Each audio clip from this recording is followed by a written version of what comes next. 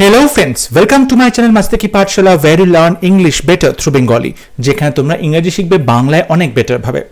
Essay writing এর ক্লাসে তোমাদের আবার একবার সবাইকে ওয়েলকাম করছি আমি। এসে রাইটিং এর আজকে ক্লাসে WBCS means 2020 compulsory English paper পরীক্ষাতে যে তিনটি কম্পোজিশন এসেছিল সেই তিনটি কম্পোজিশনের মধ্যে একটি কম্পোজিশন আজকে সলভ করব এই ভিডিওতে। অবশ্যই তিনটে ভিডিওতে আমি সলভ করে সেপারেট ভিডিও বানাবো তোমাদের জন্য, নাহলে ভিডিও লেন্থ অনেকটা বড় হয়ে যাবে। তাহলে শুরু করছি আজকের ভিডিও। আর আমরা সবাই জানি যে বিসিএস মেইনস পরীক্ষাতে যে কম্পালসরি ইংলিশ পেপার থাকে সেটা কিন্তু ডেসক্রিপটিভ ইংলিশের উপর থাকে। সেখানে ইংলিশে বিভিন্ন টাইপের রাইটিং থাকে পরীক্ষাতে, যেমন ধরো লেটার রাইটিং থাকে, প্রেসি রাইটিং থাকে, রিপোর্ট রাইটিং থাকে, কম্পোজিশন রাইটিং থাকে এবং ট্রান্সলেশন থাকে। তো আমি প্রত্যেকটা টপিকের ওপরে কিন্তু ভিডিও আলাদা করে বানিয়েছি। যারা বিসিএস এ প্রিপারেশন নিচ্ছ তারা ডেফিনেটলি সেই ভিডিওগুলো দেখবে। এবং এবছরের পরীক্ষা যে কোয়েশ্চেন এসেছে মেইনস পরীক্ষা এবং প্রিলিমিনারি পরীক্ষার, সেখানেও কিন্তু ইংরেজি সেকশনটার ওপর আমি ভিডিও তৈরি করেছি এবং মেইনস পেপারে যেটা কম্পালসরি ইংলিশ পেপার সেখানেও কিন্তু প্রত্যেকটা টপিকের ওপরে সেপারেট ভিডিও বানিয়েছি। তোমরা অবশ্যই ভিডিওগুলো দেখবে, ফর ফিউচারে তোমাদের প্রিপারেশনে অনেক হেল্প করবে। তাহলে শুরু করছি আজকের লেসন। তিনটে কম্পোজিশন এসেছিল। প্রথমে ছিল সিভিল রাইটস মুভমেন্ট নিয়ে, তারপর ছিল ট্রাভেলিং এর ওপর এবং থার্ড ছিল telling fairy tales to children the cause and effect. তো আজকে আমি যে কম্পোজিশনটা করাচ্ছি এই ভিডিওতে সেটা হচ্ছে নাম্বার সি নাম্বার কম্পোজিশন, যেখানে বলা হয়েছে telling fairy tales to children. বাচ্চাদেরকে যে ফেয়ারি টেলসের গল্পগুলো বলা হচ্ছে, মানে আমরা যেগুলো ছোটবেলায় শুনতাম, গল্পদাদুর আসর, ঠাকুমার ঝুলির গল্প, রূপকথার গল্প, সেই রূপকথার গল্প বাচ্চাদেরকে বলার কথা বলা হচ্ছে। তার যে কজ এবং এফেক্ট সেগুলো কেন বলা হবে, সেটা বললে কি কি উপকার হতে পারে, সেই বিষয়ে তোমাকে কম্পোজিশন লিখতে হবে। এবং নাম্বার 40 মার্কস আছে, ঠিক আছে। এখানে কোথাও ওয়ার্ড লিমিটস দেয়নি, বাট আমরা চেষ্টা করব 350 to 400 এর মধ্যে ওয়ার্ড লিমিটটাকে রাখার, ঠিক আছে। তো যেহেতু এখানে ওয়ার্ড লিমিট কোনো কিছু দেয়নি, সো তুমি একটু লিবার্টি নিতে পারো, একটু বেশি শব্দ ইউজ করতে পারো, বাট টোটালি ডিপেন্ড করছে তোমার টাইমের ওপরে, ওকে, পরীক্ষা হলে। তাহলে শুরু করছি আজকের লেসন, যেখানে আমরা কম্পোজিশন সি অ্যাটেম্প করছি। Telling fairy tales to children the cause and effect. বাচ্চাদেরকে বলা হচ্ছে রূপকথার গল্প। এই রূপকথার গল্প বলাটার কারণ কি এবং তার ফলাফল কি, এটা নিয়ে আজকে কম্পোজিশন। লেখাটার শুরুতে ইন্ট্রোডাকশনে আমি অ্যালবার্ট আইনস্টাইনের খুব বিখ্যাত একটি কোটেশন দিয়েছি, যেটা ফেয়ারি টেলসের সাথে রিলেটেড। তিনি বলছেন, if you want your children to be intelligent, read them fairy tales. বলছেন, যদি তুমি তোমার বাচ্চাকে চাও ইন্টেলিজেন্ট হবে, বুদ্ধিমান হবে, রিড দেম ফেয়ারি টেলস, তাহলে তাদেরকে তুমি রূপকথার গল্প পড়ে শোনাও। If you want them to be more intelligent, read them more fairy tales. যদি তুমি চাও তোমার বাচ্চারা আরও বেশি ইন্টেলিজেন্ট হবে, তাহলে তাদেরকে আরও বেশি করে ফেয়ারি টেলস পড়ে শোনাও।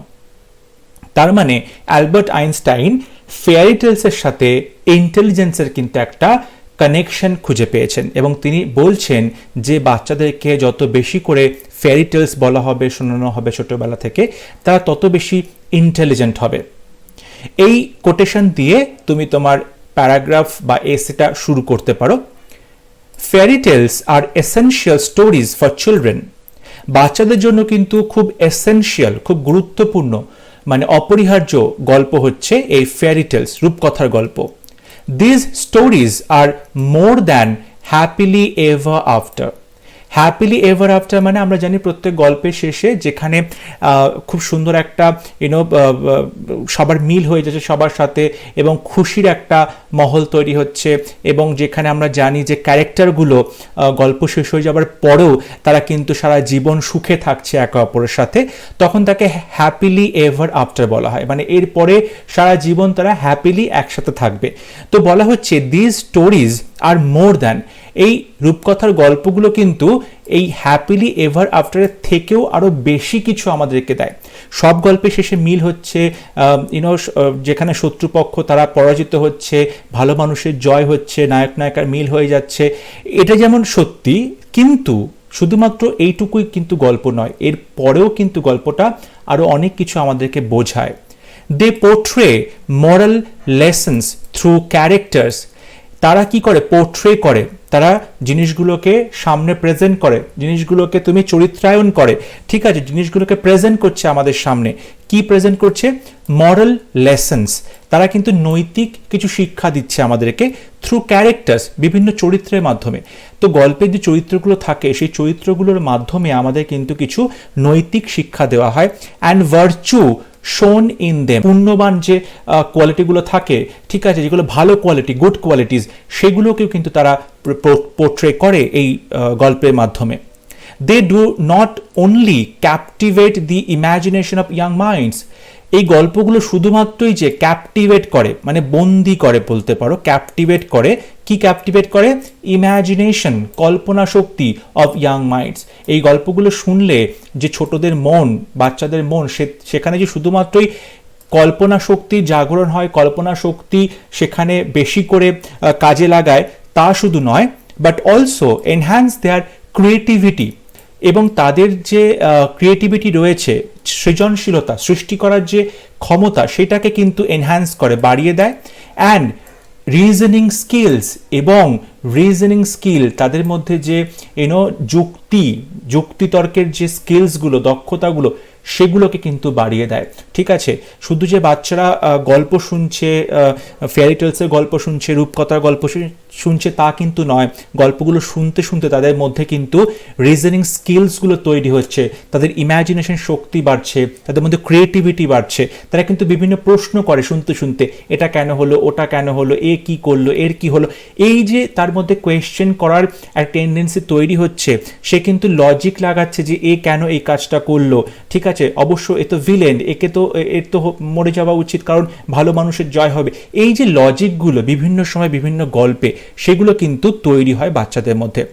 অ্যাজ আইনস্টাইন সেজ, যেরকমটা আইনস্টাইন বলেছেন, a child learns a lot by simply listening to this amazing stories. এবং বাচ্চা কিন্তু শেখে অনেক কিছু বাই সিম্পলি, শুধুমাত্র listening to this amazing stories. এই অসাধারণ গল্পগুলো শুনে শুনেই কিন্তু বাচ্চা অনেক কিছু শিখতে পারে।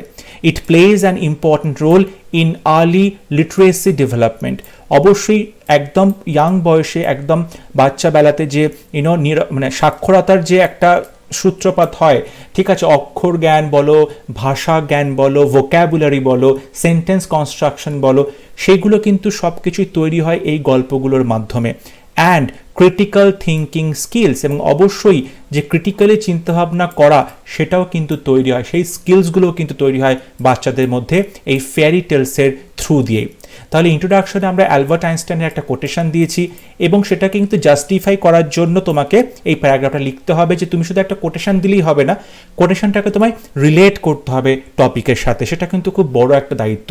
শুধুমাত্র তুমি কোটেশন দিয়ে দিলে কিন্তু কোটেশনটাকে তুমি রিলেট করলে না তোমার টপিকের সাথে, তোমার প্যারাগ্রাফের সাথে, তাহলে কিন্তু সেটা খুব একটা ভালো ইমপ্রেশন দেবে না। সুতরাং তুমি যে কোটেশনটা লিখবে, তোমার ইন্ট্রোডাকশনটা সেই কোটেশনটাকে বেস করে, রিলেট করে কিন্তু লিখতে হবে। ঠিক আছে, এরপরে প্যারাগ্রাফে আমি চেষ্টা করেছি যে কজ অ্যান্ড এফেক্ট যেটা রয়েছে, মানে গল্পগুলো কেন বলা হবে, বাচ্চাদেরকে ফেয়ারি টেলসের গল্প কেন বলা হবে, এই কারণগুলো কিন্তু পরপর লেখার চেষ্টা করা হয়েছে।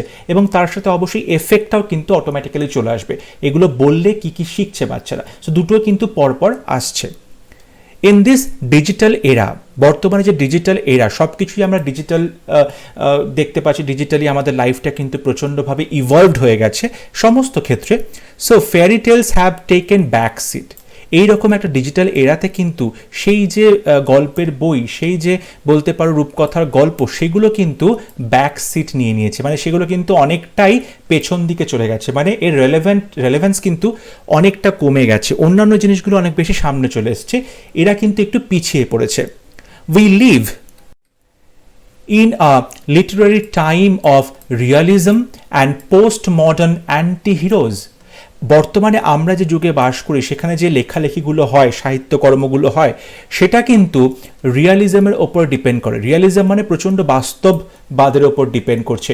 সেখানে কিন্তু ফ্যান্টাসি বা কল্পনার জগৎ, রূপকথার জগৎ, এগুলো কিন্তু খুব একটা বেশি পাত্তা পাচ্ছে না। লোকজন কিন্তু সেগুলোকে খুব একটা বেশি হাইলাইট করতে চাইছে না। এবং আমরা যেটা দেখছি যে পোস্ট মডার্ন, আমাদের তো মডার্ন যুগের পরে আমরা এখন অতি মডার্ন হয়ে গেছি। সো পোস্ট মডার্ন যুগের পরেও যে যুগটা এসছে পোস্ট মডার্ন, সেখানে কিন্তু আমরা দেখতে পাই অ্যান্টি হিরো একটা কনসেপ্ট আসছে। সেখানে যে সবসময় ভালো মানুষকে রিওয়ার্ড দেওয়া হচ্ছে বা খারাপ মানুষ যে সত্যিই খারাপ এটা কিন্তু বলা হচ্ছে না। মানে খারাপ মানুষ খারাপ কেন, তার পেছনে কিন্তু বেশ কিছু কারণ দেখানো হচ্ছে। তার ফলে দেখা যাচ্ছে খারাপ মানুষটা আসলে খারাপ নয়, তা সে কিন্তু পরিস্থিতির চাপে খারাপ হচ্ছে, সে কিন্তু বেসিক্যালি ভালো মানুষ। তো এই যে অ্যান্টি হিরো একটা কনসেপ্ট এসেছে, তো তুমি বলতে পারো মানে হিরোকে এখানে ভিলেন হিসেবে দেখানো হচ্ছে। ঠিক আছে, তো এই জিনিসগুলো বর্তমানে কিন্তু সাহিত্যকর্মে চলছে, যেখানে প্রচণ্ডভাবে বাস্তবকে দেখানো হচ্ছে, রিয়েলিটিকে দেখানো হচ্ছে এবং অ্যান্টি হিরো এই ব্যাপারটাকে এস্টাবলিশ করা হয়েছে। সেখানে কি হচ্ছে, the good guy turns out to be a villain. যাকে আমরা ভালো লোক বলে মনে করছি সে কিন্তু পরিণত হচ্ছে ভিলেনে। তাকে আমরা কিছুক্ষণ পরে আমরা দেখতে পাচ্ছি সে কিন্তু আসলে ভিলেন, ভালো মানুষের মুখোশ পড়েছিল। Bad things happen to good people.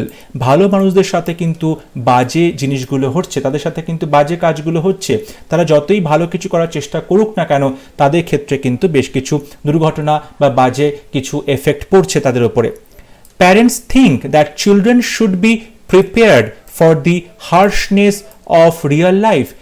বাবা মায়েরা মনে করে যে বাচ্চাদের কিন্তু অবশ্যই আমাদের প্রস্তুত করা উচিত এই যে জীবনের যে বাস্তবতা, এই যে কঠিন বাস্তব, হার্শনেস, কঠিন বা রুক্ষ যে ব্যাপারটা, তার সাথে কিন্তু বাচ্চাদের আমাদের পরিচয় করানো উচিত। ঠিক আছে, শুধুমাত্রই যে ফ্যান্টাসি ওয়ার্ল্ড, কল্পনার জগতে থাকলাম তাহলে তো বাস্তবকে চিনতে পারবে না বাচ্চারা। তাহলে বাস্তবের সাথে লড়াই করবে কি করে, বাস্তবে বাজে মানুষগুলোর সাথে লড়াই করবে কি করে?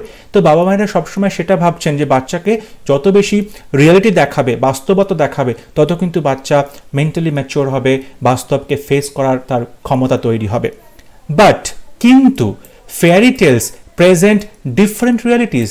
কিন্তু সত্যি কথা বলতে এই রূপকথার গল্পগুলোতে কিন্তু আমরা দেখতে পাই ডিফারেন্ট রিয়ালিটিস, অন্য অনেক রিয়ালিটি দেখা যায়। অবশ্যই সেই রিয়ালিটি বাস্তবের রিয়ালিটির সঙ্গে একরকম নয়, কিন্তু সেটাও তো একটা রিয়ালিটি, সেটা একটা অন্য রকম রিয়ালিটি। কেমন সেই reality? Fairy tale characters have clear traits.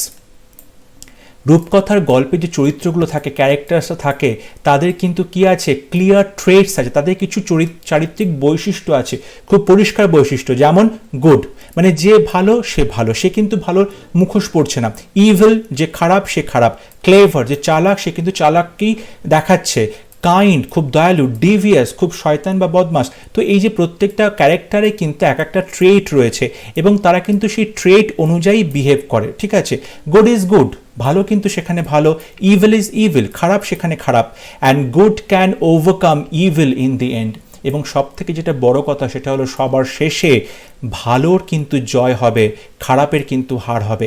এই যে বাজে জিনিস বা অশুভ শক্তি, তার উপর কিন্তু শুভ শক্তির জয় অবশ্যম্ভাবী। তো এই যে বিষয়টা প্রত্যেকটা ফেয়ারি টেলের শেষে, সেটা কিন্তু একটা পজিটিভ নোট বাচ্চার জীবনে অ্যাড করে, যে যা কিছুই হোক না কেন, যত ঝড়ঝঞ্ঝায় আসুক না কেন, বাধা বিপত্তি আসুক না কেন, শেষে গিয়ে কিন্তু আমাদের ভালোটা জিত হয় এবং শেষে গিয়ে কিন্তু সব কিছু ঠিক হয়ে যায়। এই যে একটা পজিটিভিটি, এইটা কিন্তু খুব মানে বাচ্চাকে খুব সিকিউরিটি দেয়। ঠিক আছে, the simplicity of good overcoming evil, এই যে ভালোর জয় হচ্ছে খারাপের ওপরে, এই যে সিম্পলিসিটি, ঠিক আছে, এই যে সিম্পল ব্যাপারটা is deeply reassuring to a child. এইটা কিন্তু বাচ্চার মনে খুব নিশ্চয়তা সৃষ্টি করে, রিঅ্যাসিওর করে বাচ্চাকে। কিন্তু মনে মনে বাচ্চা এইটাকে বিশ্বাস করতে শুরু করে যে লাইফে যতই বাধা বিপত্তি আসুক না কেন, ডিফিকাল্টি আসুক না কেন, প্রবলেম আসুক না কেন, সব কিছু কিন্তু সলিউশন আছে এবং শেষে গিয়ে কিন্তু সব কিছু ঠিক হয়ে যাবে। এই যে ব্যাপারটা, এটা কিন্তু বাচ্চার মনে খুব ডিপলি সেটা বাচ্চার মনে থেকে যায় এবং সেটা কিন্তু খুব বড় একটা ইমপ্রেশন, ডিপ ইমপ্রেশন ক্রিয়েট করে বাচ্চার মনে। It shows that characters are defined by their actions. এবং এই গল্পগুলো আর কি দেখায়, গল্পগুলো দেখায় যে চরিত্রগুলো রয়েছে, ক্যারেক্টার্সগুলো রয়েছে, দে আর ডিফাইন্ড বাই দ্য অ্যাকশনস। চরিত্রগুলোকে তুমি ডিফাইন করবে কি করে? তাদের কাজের মাধ্যমে। প্রত্যেকটা চরিত্র বেশ কিছু অ্যাকশন করছে, কাজ করছে, অ্যান্ড দেয়ার অ্যাকশনস ডিটারমাইন দেয়ার ফেট, এবং তাদের কাজকর্ম বা অ্যাকশন সেটা কিন্তু ডিটারমাইন করছে, মানে নির্ধারণ করছে তাদের ফেট, ভাগ্যকে। মানে আমরা যে কাজগুলো করছি সেই কাজের উপরে কিন্তু আমাদের ভাগ্য মানে তৈরি হচ্ছে, ভাগ্যটা নির্ভর করছে। এই ব্যাপারটা কিন্তু ফেয়ারি টেলসের মাধ্যমে বাচ্চারা খুব ভালো করে শিখতে পারে, যে তোমার অ্যাকশনটাই কিন্তু আলটিমেটলি তোমাকে তোমার গন্তব্যে পৌঁছে নিয়ে যাবে, তোমার ভাগ্য তৈরি করবে। আজকে তুমি যদি ভালো কাজ করবে তাহলে তোমার ভাগ্যে ভালো ঘটনা ঘটবে, যদি তুমি বাজে কাজ করবে তাহলে অবশ্যই তার যে কনসিকোয়েন্স, তার যে পরবর্তী ঘটনাগুলো সেটা কিন্তু বাজে হবে, তার কিন্তু নেগেটিভ এফেক্ট পড়বে তোমার লাইফে। এই জিনিসটা কিন্তু ফেয়ারি টেলস খুব ভালো করে বাচ্চাদেরকে শেখায়, ফ্যান্টাসির মাধ্যমে শেখায়, জাদুর মাধ্যমে শেখায়, ঠিক আছে। এবং এই জিনিসটা আমরা দেখতে পেয়েছিলাম as in Grimm's story of Cinderella. সিন্ডারেলার গল্প আমরা সবাই জানি, এবং সেই গল্পেতে কি দেখেছিলাম? গল্পেতে দেখেছিলাম যেখানে সিন্ডারেলা দুটো বোন ছিল যারা দেখতে খুব সুন্দর ছিল, বা তাদের মনটা প্রচণ্ড কুৎসিত ছিল। সিন্ডারেলা দেখতে অতটা ভালো না হলেও তার মনটা কিন্তু প্রচণ্ড ভালো ছিল, খুব পবিত্র ছিল, এবং তার সেই যে ভালো এবং পবিত্র যে কাজকর্মগুলো তার মাধ্যমেই কিন্তু শেষ পর্যন্ত তার মানে সমস্ত বাধা বিপত্তি পেরিয়ে সে কিন্তু জিততে পেরেছিল। তাহলে এখানে সেটাই লেখা হয়েছে যে as in Grimm's story of Cinderella, where Cinderella's pious and good actions help her to stay strong throughout dire circumstances. সিন্ডারেলাকে তার যে মানে ধার্মিক, পায়াস এবং তার যে ভালো কাজকর্মগুলো ছিল সেগুলো কিন্তু হেল্প করেছিল তাকে স্ট্রং থাকতে, শক্তিশালী থাকতে। কিসের মধ্যে দিয়ে স্ট্রং থাকতে? থ্রু আউট ডায়ার সার্কামস্ট্যান্সেস, যত বাজে সিচুয়েশন, ডায়ার মানে ভয়ানক, ভয়ঙ্কর সিচুয়েশনের মধ্যেই সে পড়ুক না কেন, সেখান থেকে কিন্তু সে খুব সহজেই বেরিয়ে আসতে পেরেছে এবং নিজের ভাগ্য কিন্তু নিজে নির্ধারণ করতে পেরেছে। দেখো এই যে এক্সাম্পলগুলো দিয়েছি, তোমরা এখানে ইন্ডিয়ান এক্সাম্পলও দিতে পারো, বিভিন্ন গল্প উল্লেখ করে, কোনো প্রবলেমই হবে না। তোমাকে জাস্ট রিলেট করতে হবে তোমার কথার সাথে, যে কোনো গল্প, রূপকথার গল্প তোমরা কিন্তু সেগুলো অবশ্যই এখানে মেনশন করতে পারো, ঠিক আছে। Moreover, fairy tales bring deep fears to the surface. আরও যদি ভালো করে বলা হয়, ফেয়ারি টেলসগুলো কী করে? বয়ে নিয়ে আসে ডিপ ফিয়ার, খুব ভয়, ডিপ ফিয়ার, খুব ভয় নিয়ে আসে টু দ্য সারফেস। মানে যখন গল্পটা পড়ছো বা সিনেমাটা দেখছো তখন দেখছো প্রচণ্ড ভয়ের কিছু একটা ঘটনা ঘটছে, চোখের সামনে খুব ভয়ের কিছু দেখছো, গল্পের ওপরে তোমরা দেখছো প্রচণ্ড ভয় চলছে। And smash the fear with epic tales of adventure, কিন্তু সেই ভয়টাকেই খুব সুন্দর অ্যাডভেঞ্চারের মাধ্যমে, রোমাঞ্চকর অভিযানের মাধ্যমে কি করা হচ্ছে? স্ম্যাশ করে দেওয়া হচ্ছে, ভয়টাকে আবার সরিয়ে দেওয়া হচ্ছে, ভয়টাকে ভেঙে চূর্ণ বিচূর্ণ করে দেওয়া হচ্ছে। তার মানে কি? তার মানে বাচ্চারা এটা শিখছে যে তারা ভয়ের জিনিস আছে, কিন্তু ভয়টাকে ওভারকাম করারও কিন্তু উপায় রয়েছে, এটা কিন্তু বাচ্চারা শিখছে। চিলড্রেন ফিল সিকিওর, এবং এটা যখন বাচ্চারা দেখছে যে তুমি ভয়টাকে খুব সহজে জয় করতে পারো, তখন বাচ্চারা দে ফিল সিকিওর, তারা কিন্তু অনেক বেশি নিশ্চিত বোধ করছে। The tale of the brave little tailor encourages children to try.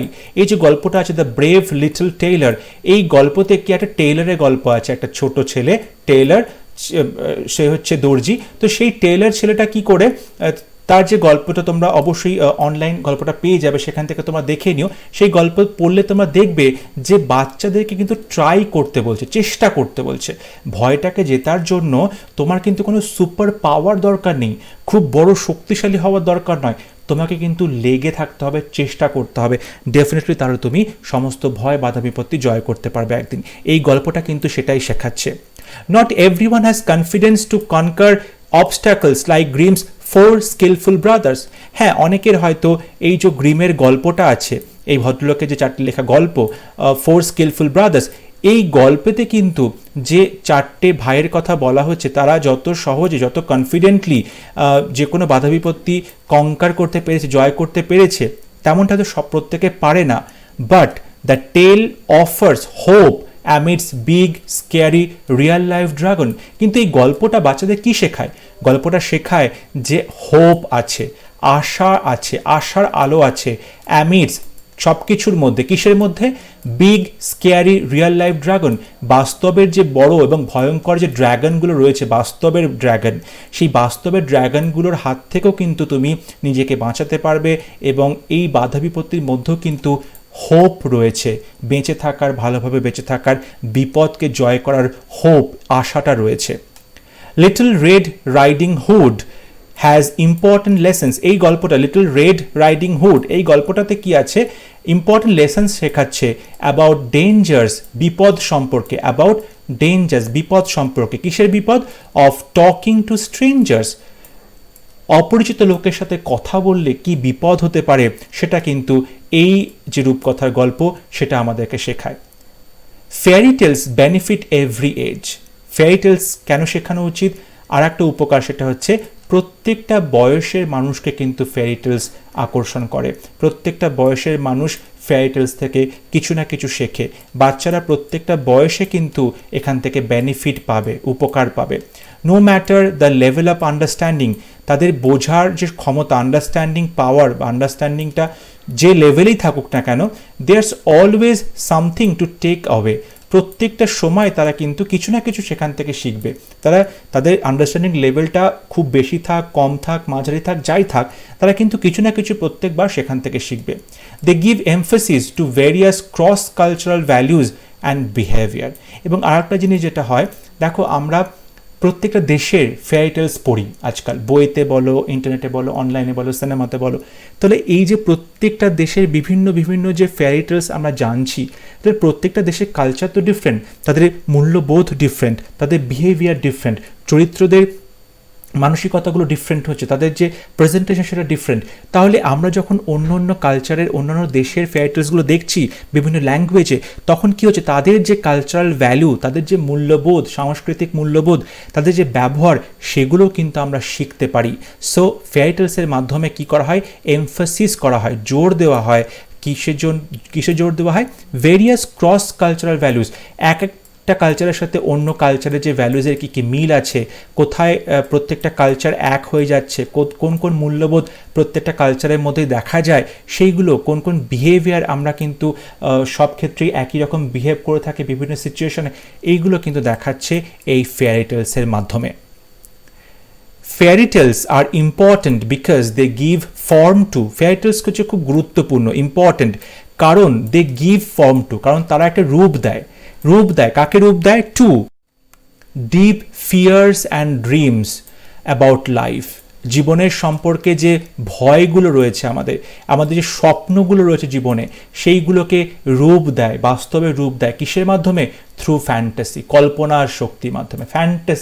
Fantasy world, কল্পনার জগতের মাধ্যমে কিন্তু আমাদের ভয়গুলোকে আমরা ওভারকাম করতে পারি, আমাদের স্বপ্নগুলোকে আমরা পূরণ করতে পারি। They give us key imaginary experiences that shape us throughout our lives. এই ফেয়ারি টেলসগুলো আমাদেরকে এক্সপিরিয়েন্স দেয়। আমরা ফেয়ারি টেলসগুলো দেখতে দেখতে বেশ কিছু নির্দিষ্ট যে কাল্পনিক আমাদের অভিজ্ঞতাগুলো হয়, ভয় পাওয়া থেকে, আনন্দ থেকে, বীরত্ব থেকে, জয় করা থেকে, বন্ধুত্ব, এই যে বিভিন্ন বিভিন্ন এক্সপিরিয়েন্স লাইফে, শত্রুকে কী করে চিনতে হয়, ঠিক আছে, কী করে মানুষকে হেল্প করতে হয়, এই যে মানুষের প্রতি দরদ, বা তুমি বলতে পারো ফেলো বিংসের প্রতি যে আমাদের ভালোবাসা, কম্প্যাশন, এমপ্যাথি, এইগুলো যে এক্সপিরিয়েন্স আমরা করি ফেয়ারি টেলসের মধ্যে, সেটা কিন্তু আমাদের সারা জীবনে কাজে লাগে। প্রত্যেকটা জীবনের ক্ষেত্রে কিন্তু এই এক্সপিরিয়েন্সগুলো অবশ্যম্ভাবী। প্রত্যেকটা মানুষ কোনো না কোনো সময়ে এই অভিজ্ঞতাগুলোর মধ্যে দিয়ে যায়, এবং সেটা যখন ফেয়ারি টেলসে দেখা হয়, তখন কিন্তু সেই অভিজ্ঞতাটা আমাদের জীবনে, বাস্তব জীবনেও কিন্তু কাজে লাগে। This happily ever after stories reassure, এই যে হ্যাপিলি এভার আফটার স্টোরিজগুলো রয়েছে, যে গল্পের শেষেও সবাই খুব ভালো মতো থাকছে, হ্যাপিলি বসবাস করছে, এটা কি করে? রিঅ্যাশিওর করে, পুনরায় নিশ্চিত করে, that somehow in some way, যে কোনোভাবে, কোনো প্রকারে, ঠিক আছে, কোনোভাবে বা কোনো উপায়ে, উইথ টাইম, সময়ের সঙ্গে সঙ্গে, everything will be all right in the end, সবার শেষে গিয়ে সব কিছু খুব কিন্তু অলরাইট হয়ে যায়, সঠিক হয়ে যায়, সব কিছু ঠিক হয়ে যায়। It is a way of reinforcing positivity, kindness, থটফুলনেস and truth. এবং এই ফেয়ারি টেলসগুলো একটা উপায় বলতে পারো, যে উপায় তুমি কি করছো, পজিটিভিটি, আমাদের মধ্যে যে একটা ভালো থাকার আউটলুক, পজিটিভ চিন্তাভাবনা করার আউটলুক, কাইন্ডনেস, দয়ালু থাকা, দয়া, থটফুলনেস, চিন্তাভাবনা করা, গভীর চিন্তাভাবনা করা এবং ট্রুথ, সত্যি, এই যে জিনিসগুলো রয়েছে আমাদের লাইফে সেগুলোকে কিন্তু কি করে, রিইনফোর্স করে, আরও ভালো করে সেটাকে কিন্তু প্রয়োগ করে আমাদের লাইফে। So the parents should introduce their kids to fairy tales at an early age. তাই অবশ্যই বাবা মায়েদের উচিত বাচ্চাদেরকে ফেয়ারি টেলসের সাথে ইন্ট্রোডিউস করা। ফেয়ারি টেলস তাদের লাইফে খুব অল্প বয়স থেকেই সেই গল্পগুলো তাদেরকে বলা বা তাদেরকে পড়তে দেওয়া। ফর টিচিং দেম, তাদেরকে শেখানোর জন্য লাইফ লেসেন্স, জীবনের যে বিভিন্ন লেসেন্সগুলো আছে সেই শিক্ষাগুলো থ্রু স্টোরি টেলিং, এবং সেগুলো শেখাবে কিসের মাধ্যমে, অবশ্যই বেত মেরে শেখাবে না, গল্প বলার মাধ্যমে শেখাবে, স্টোরি টেলিংয়ের মাধ্যমে শেখাবে। এবং এই যে ফেয়ারি টেলস সেটা কিন্তু সেই সুযোগটা করিয়ে দেয়। একে তো গল্প বলছে, কিন্তু গল্প বলার মাধ্যমে অনেক কিছু শেখাচ্ছে বাচ্চাকে। এই জন্যই স্টোরি টেলিং বা ফেয়ারি টেলস সেগুলো বলা উচিত, তার বিভিন্ন রকম পজিটিভ সাইডস রয়েছে এবং সেগুলো কিন্তু আমাদের এনকারেজ করা উচিত। আই হোপ আজকের লেসন তোমাদের ভালো লেগেছে এবং তোমরা বিষয়টা বুঝতে পেরেছো। প্রত্যেকটা পয়েন্ট যেগুলো আলোচনা করেছি অবশ্যই তোমাদের কাজে লাগবে। যদি তোমাদের কোনো রকম কোনো ইম্পর্টেন্ট পয়েন্ট মাথায় আসে, ফেয়ারি টেলস কেন আমাদের বলা উচিত, অবশ্যই তোমরা সেটা আমাকে কমেন্টে লিখে জানাতে পারো। যদি ক্লাস ভালো লেগে থাকে অবশ্য ভিডিওটি লাইক করবে, শেয়ার করবে, and don't forget to subscribe to my channel. পরবর্তী ক্লাস নিয়ে খুব শীঘ্র দেখা হবে। ততক্ষণ সবাই ভালো থাকবে, সুস্থ থাকবে। Thank you.